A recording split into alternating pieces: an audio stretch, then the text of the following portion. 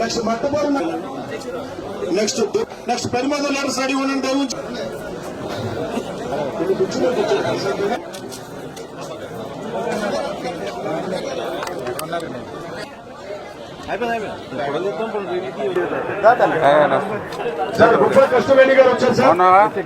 మా హాస్పిటల్లోనండి మీకు అర్ధరాత్రి ఎమర్జెన్సీ అని ఫోన్ చేసి ఈ పాపేనా అదే నైట్ ఫోన్ చేశారు. అప్పుడు మన గవర్నమెంట్ హాస్పిటల్ నుంచి మళ్ళీ ఉమా హాస్పిటల్ పంపించాం నైట్ టైం. కాకినాడ కానీ ఏలూరు కానీ అన్నారండి. మా అమ్మ చనిపోయిందండి. అదే అప్పుడు సీరియస్ అయింది పాపం.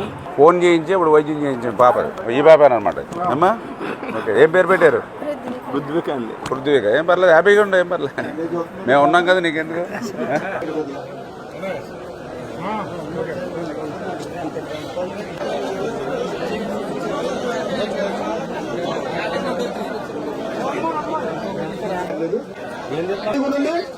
కుమార్ లక్ష్మి గారు, వేదుపూర్ రామలక్ష్మి ఆర్యాడా 4 గంటలు ఇక్కడ ఉన్న లేదు. ఎంత అనంతలక్ష్మి గారు ఉన్నారండి, రెడీగా ఉండాలి. రోడ్లో ఒరిజినల్ బండి సత్యం ఉండాలి.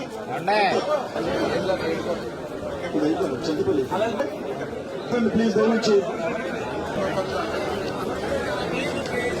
చెప్తాను మీరు అందరికీ.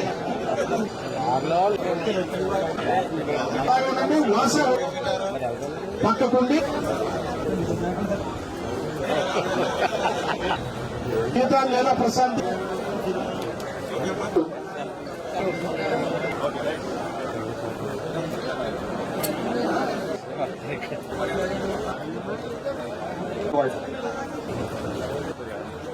పట్టాలవాడు బాడీ ఉండాలండి.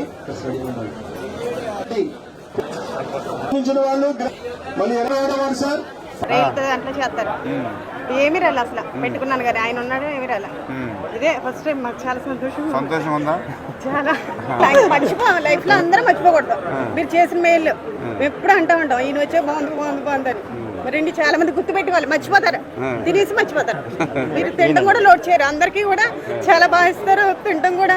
మేము మొన్న వచ్చాం మీటింగ్ కి, అక్కడ ఎంతమందికి మరి వేలల్లో పెట్టారు. ఎవరు పెడతారా? ఆయన మీటింగ్లు పెట్టేవాడు ఇక్కడ సచివాలయంలో. ఏం పెట్టేవారు మాకు? ఆ టీనీలు ఇచ్చి పంపించేవారు. 10 మంది చెప్తున్నాను కూడా. ఎందుకంటే ఈయన తప్పకుండా మర్చిపోకండి. మన పాలకులకి ఎప్పుడు ఈయన నెంబర్ 1.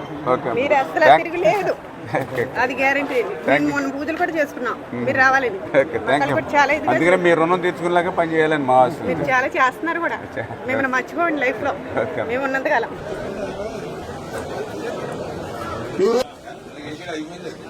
ఉన్నాండి.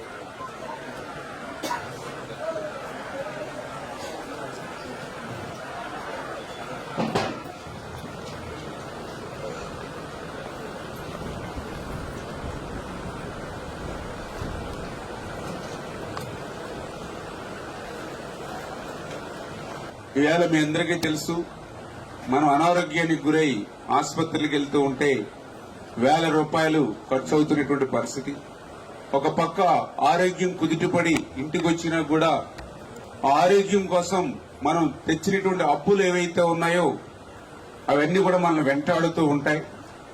అటువంటి ఇబ్బంది కష్టం మీకు ఉండకూడదనేటువంటి ఆలోచనతో గౌరవ ముఖ్యమంత్రి నారా చంద్రబాబు నాయుడు గారు, అదేవిధంగా పవన్ కళ్యాణ్ గారు, మరి వీరికి సహకారంగా నరేంద్ర మోడీ గారు ఒక ఆలోచన, ఎవరైతే ఈ యొక్క పేషెంట్స్ ఉంటారో వాళ్ళు ఆసుపత్రిలో వైద్యం చేయించుకున్న అనంతరం వాళ్ళ బిల్లులకు కూడా ముఖ్యమంత్రి సహాయ నిధి ఇవ్వడం ఆంధ్రప్రదేశ్ రాష్ట్ర చరిత్రలో ఆ రోజు 14, 19 చంద్రబాబు నాయుడు గారు ముఖ్యమంత్రిగా ఉండగా ఇవ్వడం జరిగింది.